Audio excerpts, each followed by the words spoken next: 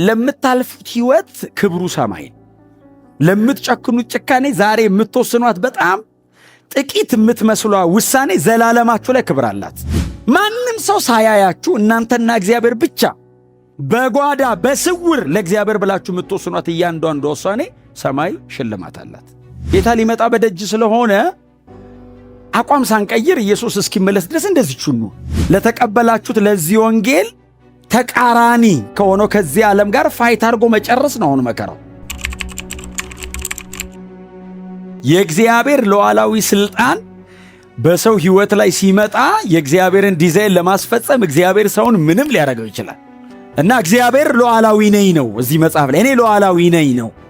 ኢዮብ የሚባለውን ሰውዬ እግዚአብሔር ቅጥሩን አቋርጦ ገብቶ የፈለገውን አደረገ እግዚአብሔር እና ሰውየው ግን በጣም አስደናቂ ነው።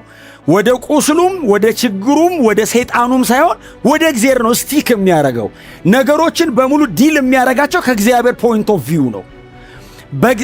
ለእግዚአብሔር ወግኖ ነው የሚጨቃጨቀህ። ኢዮብ እግዚአብሔርን ይፈራል። ቀጥሎ ጻድቅ ነው። ልጆች አሉት። በጣም ባለጠጋ ነው። በጣም ይገርማችሁ በአብርሃም ዘመን ነው ኢዮብ የነበረው ሀብት የሚለካው። በእነ አብርሃም ዘመን ነው እንደዚህ አይነት ሀብት የሚለካው። ከዛ በኋላ በእንደዚህ አይነት መንገድ ሀብት አይለካም።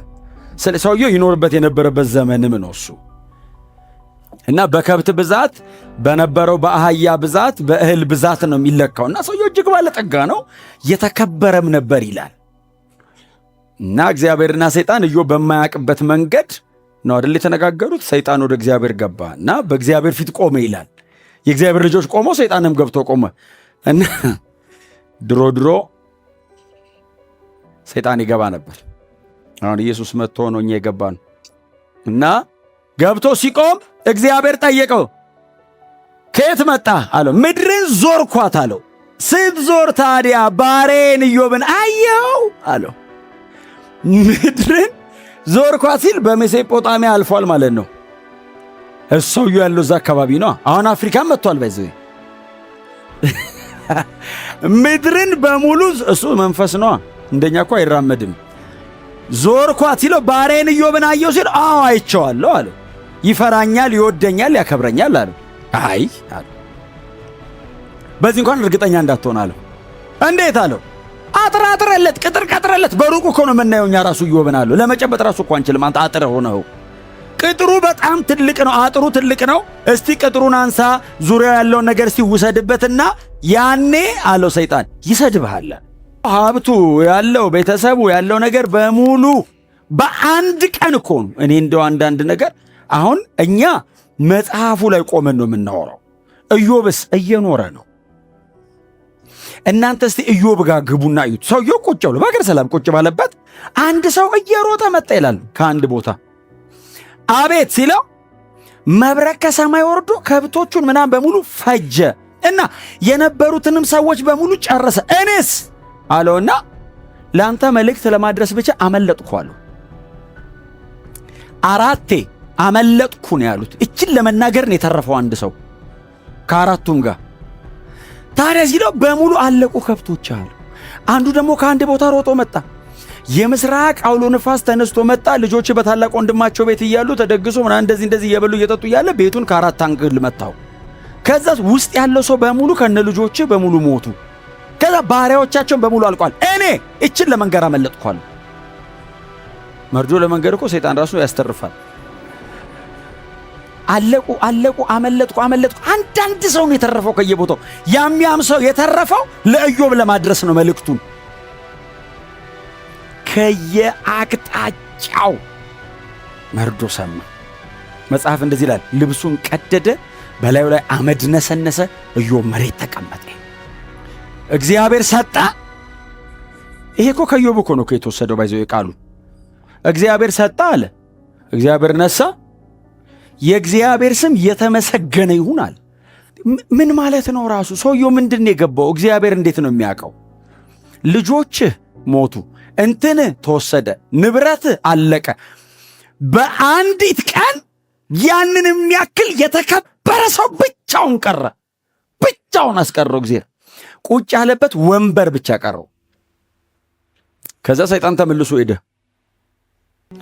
አየኸው አለው ኢዮብን። አዎ አየሁትኝ፣ ዙሪያውን በሙሉ መትቻለሁ፣ እንደዚህ ሆኗል። ግን አይ መች ነካኸው አለው።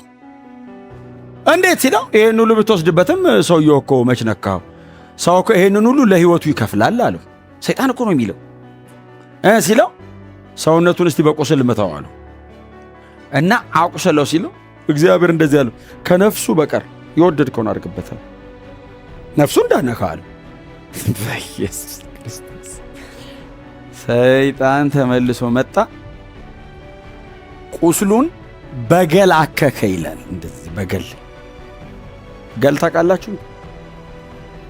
በዛ ማከከ አጥቶ መጥቶ እንደዚህ ይሉታል፣ አይ የተደበቀማ ኃጢአት ሰርተሃል አሉት። የተሰወረ ኃጢአት አለብህ፣ እግዚአብሔር ጻድቁንማ እንደዚህ አያረግም አሉት። እንዴ እግዚአብሔር እኮ ጻድቅ ነው አሉት። አዎ ይላል ኢዮብ። እና በጽድቅ የኖረን ሰው እግዚአብሔር እንደዚህ ያደርጋል? አንተማ በልብ ውስጥ እኛ ያላወቅነው የተደበቀ አንድማ በደል አለብህ፣ ኃጢአት ሰርተሃል አሉት። አልሰራውም አለ። እኔ ኃጢአት አልሰራው፣ ኃጢአት አላረኩም። ታዲያ እንዴት ይሄ ሁሉ ወረደ ላይ ሲሉት እኔ ምን አውቃለሁ፣ ይምጣና ሲጠይቀዋለሁ አለ። ይምጣና እንጠየቅ ሲል እግዚአብሔር መጣ። ኢዮብ አለ አቤት አለ። መጥቻለሁ አለ። እኔ እናንተ እንድንጠያየቅ ነው አለ። በል ወገብህን ታጠቅ አለ። ወገሙ በል ከኔ ጋር ልታወራ ነው አለው። እኔ እናንተ እኮ ልናወራ ነው፣ በል ታጠቅና ቁም ሲለው ያው እንግዲህ ለክፉ ቀን መቀንደትናን አይጠፋም። ወገቡን ታጠቀ ይላል። ቆመሃል? አዎ። ተዘጋጃው? ልምጣ አለው። አዎ። ከየትም እኮ አይመጣም፣ እዛው ነው ያለው። እንዲዘጋጅ ነው ለሰውየው። በሁሉ ቦታ የሚኖር አምላክ መጣና እንደዚህ አለ። ኢዮብን ስለ ኃጢአቱ አይደለም ያወራው፣ እግዚአብሔር ስለ ማንነቱ ነው የጠየቀው። ኢዮብ አለው አቤት ሲል በውኑ ሰማይና ምድርን ስፈጥር የት ነበርክ? ኧረ አልነበርኩም። ይምጣ ልጠይቀው አለ ኢዮብ። እግዚአብሔር መጣና ጠየቀው። የት ነበርክ? ኧረ እኔ አልነበርኩም። ከዋክብትን በሰማያት ላይ ስዘረጋቸው ሳል ኧረ እዛም አልነበርኩም። እግዚአብሔር በቅርብ ጊዜ የሠራውን ነው እያወራ ያለው። የዘላለም አምላክ ነው፣ በቅርብ የሠራው ሰማይና ምድርን ነው። ኢዮብ ይሄንን ሁሉ ሲቃይ ሰብስቦ መመረቂያ ቴሲስ ሲጽፍ እግዚአብሔር ትልቅ ነው፣ እኛም እንደዚህ እኔን ያረከኝ አንተና አላቅም ነበር። ለካ ምንም ብታረገኝ ልክ ነሃል። አሁን ኢዮብ ባለበት ሰዓት ላይ እንግዲህ አንድ ቀን እግዚአብሔር ነፃ ያወጣኛል ነው ዘሆል። ግን በመጽሐፍ ቅዱሳችን እኛ ጠቅላላ የመጽሐፍ ቅዱስ መጽሐፍት እጃችን ላይ ስላሉ ግልጽ ነገር ይገባናል። እግዚአብሔር ይሄንን ሰው በዚህ ውስጥ እያሳለፈ ስለምን እየተናገረ እንደሆነ እኛ በጣም በግልጽ ይገባናል። የሚቤዠን ይመጣል አለየው። ነፃ አውጪ ያው ይመጣልናል። ማናችንም በንጽህናችንም ይሁን በመከራችን በእግዚአብሔር ፊት መቆም አንችልም። እኔ ልቆም አልችልም አለ። በእግዚአብሔር ፊት ኃጢአተኛ አይደለሁም አለ። የማልፍበት ይሄ ሁሉ ሲቃይም ደግሞ የኃጢአቴ ውጤት አይደለም አለ። አልበደልኩም አለ። ምንም በንጽህና ቆሜ እግዚአብሔር በእኔ ሕይወት ላይ ይሄንን እያደረገ እንኳን ቢሆን በንጽህና ቆሜ ይሄን ሁሉ እየተቀበልኩ እንኳን ቢሆን ስለዚህ ጉዳይ በእግዚአብሔር ፊት ቆሜ ማስረዳት አልችልም። ንጹሕ ነኝ አለ። አዎ የማልፍበት መንገድ ደግሞ የኃጢአቴ ውጤት አይደለም አለ። አዎ በድዬ አይደለም እግዚአብሔር የሚያሰቃየኝ። ግን የፈለገ ንጹሕ ብሆን እግዚአብሔር በላይ ላይ ይሄን ሁሉ ቢያወርድብኝም በእግዚአብሔር ፊት ቆሜ ግን ስለዚህ ጉዳይ ማውራት ግን አልችልም። የሚቤዠኝ ይመጣል። እግዚአብሔር አይሳሳትም። አዎ እኔ የማልፍበት መንገድ ባይገባኝም እግዚአብሔር ግን ልክ ነው። እኔ አልገባኝም አለ። ክርክሩ እኮ ረጅሙ ምዕራፍ እኮ ክርክር የሆነበት ምክንያት እኔ አልገባኝም አለ። እነሱስ ኃጢአተኛ አይደለሁም አለ። እግዚአብሔር ጻድቅ ነው ይላል። አንተ የምትሄድበት መንገድ እኮ ልክ ስላልሆነ እኔ ኃጢአተኛ አይደለሁም፣ እግዚአብሔር ግን ጻድቅ ነው። ይሄ ነገር ግን ለምን እንደሆነ አልገባኝም። አንድ ቀን ግን ነፃ እንደምወጣ እርግጠኛ ነኝ። ተቤዤ ይመጣል፣ በእኔና በሱ መሃል መሬት ላይ ይቆማል አለ። ኢትስ ኢንካርኔሽን። በእኔና በእግዚአብሔር መካከል ቆሞ ስለ እኔ ማብራራት ማስረዳት የሚችል ምንም ንጹሕ በሆን በእግዚአብሔር ፊት መቆም አልችልም አለ። እሱ ነው የሚቆመው በእኔና በእግዚአብሔር መሃል አለ። የፈለገ ንጹሕ በሆን የእኔ ጽድቅ በእግዚአብሔር ፊት የመርገም ጨርቅ ነው አለ። የፈለገ ለእግዚአብሔር ወግኜ ብኖር የእግዚአብሔርን ጽድቅ ኮፓፓ ላረገው መመጠን አልችልም። በእግዚአብሔር ፊት ብቅ ብል ያጠፋኛል አለ እና በእኔና በእግዚአብሔር መሃል መሬት ላይ መቶ ቆሞ የሚቤዠኝ አንድ ቀን ይመጣል። እሱን ተስፋ አደርጋለሁ። ነፃ አውጫችን ኢየሱስ ነው። ቤዛችን ኢየሱስ ነው። ኢዮብ ያለፈበትን መከራውን ብዬ አሁን እኔ ማንም ሰው እዚህ ውስጥ በሆነ ነው የምላችሁ በዚህ መጠን አልፋችኋል ብዬ አልጠይቅም። በጣም ተስፋ አደርጋለሁ እንደዚህ አይነት ነገር ውስጥ በዚህ መጠን ያለፈ ሰው የለም። በጣም የትዕግስት ምሳሌ ነው። እንደ ኢዮብ የተዋረደ በሰው ደረጃ አናቅ። እንደ ኢዮብም ደግሞ የታገሰ አይደል አላየንም። ጌታ ሊመጣ በደጅ ስለሆነ አቋም ሳንቀይር ኢየሱስ እስኪመለስ ድረስ እንደዚህቹ ነው። በተለያየ አቅጣጫ አሁን ዘንድሮ ምናልባት ሲቃዩ ዘንድሮ በጣም መከራው እንደ ኢዮብ አይነት መከራ አይደል? በጽድቅ ጨክኖ መኖር ነው መከራ። ለወንጌል እውነት እንደሚገባ መመላለስ ነው መከራ። ለተቀበላችሁት ለዚህ ወንጌል ተቃራኒ ከሆነው ከዚህ ዓለም ጋር ፋይት አድርጎ መጨረስ ነው አሁን መከራው።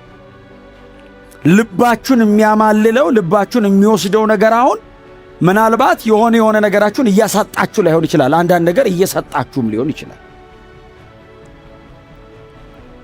እምቢ ብሎ መሄድ ሊሆን ይችላል። አሁን ቻሌንጁ አልፈልግም ማለት ሊሆን ይችላል። አሁን ነፍስን የሚያሰቃየን እኔ በእግዚአብሔር ቤት ውስጥ እንደ ሪዋርድ የምጠብቀው 3000 ከብት 4000 ግመል ምናምን የለም። አሁን ለምትኖሩት ህይወት ሪዋርዱ የዘላለም ክብር። አሁን እግዚአብሔር ኢዮብን ሪዋርድ ሊያደርገው እያዘጋጀ ያለው ምዕራፍ 42 ላይ እናንተ አንብቡት። በጣም እጥፍ አይደለም የሚለው እንትኖቹ ይሄን ያህል እጥፍ እንትንም ይሄን ያህል እጥፍ ልጅም በእጥፍ ከብትም ምንም በእጥፍ እግዚአብሔር ሰጣው ይላል። እግዚአብሔር ኢዮብን ጎበኘው ይላል። አሁን ኦፍ ኮርስ መሬት ላይ ስትኖሩ ለመኖር የሚያስፈልጋችሁን ያደርጋል፣ እያረገም ነው። በዚህ እግዚአብሔር አይታማም። ለዘላለም ሕይወት አምናችሁት ለ70 ዓመት አይጠረጠርም። ዘላለም ያኖረኛል የምትሉት አምላክ መቼ 70 ዓመት አንጠረጥረው። ለምታልፉት ሕይወት ክብሩ ሰማይ ነው። ለምትጨክኑት ጭካኔ ዛሬ የምትወስኗት በጣም ጥቂት የምትመስሏ ውሳኔ ዘላለማችሁ ላይ ክብር አላት።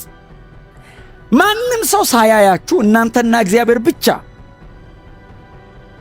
ክብር ለማግኘትም ለመመስገንም ለመዋረድም ለመሰደብም ሳይሆን እኔና እግዚአብሔር ብቻ በምናልፋት በእያንዳንዷ በጓዳ በስውር ለእግዚአብሔር ብላችሁ የምትወስኗት እያንዳንዷ ውሳኔ ሰማይ ሽልማት አላት። ታገሱ። ረጅሙን መተኗል። የቀረን በጣም ትንሽ ነው። እውነቴን ነው የምነግራችሁ። ጌታ ሊመጣ በደጅ ነው። እኛም ልንሄድ ደጅ ነው። ኢዮብን እግዚአብሔር ለበለጠ ክብር ለማዘጋጀት ነው በዚህ መከራ ውስጥ ያሳለፈው። ኢየሱስን የሰው ልጆችን ኃጢአት ለመሰረዝና የማይቆጠር ትውልድን በፊቱ ለማቅረብ ነው እግዚአብሔር መስቀል ላይ ኢየሱስን ያሰቃየ። የኢየሱስ ያክል የተሰቃየ፣ የኢየሱስ ያክል የተዋረደ፣ የኢየሱስ ያክል የታገሰ አልነበረም፣ አይኖርምም። ብቸኛ ነው። አያችሁ፣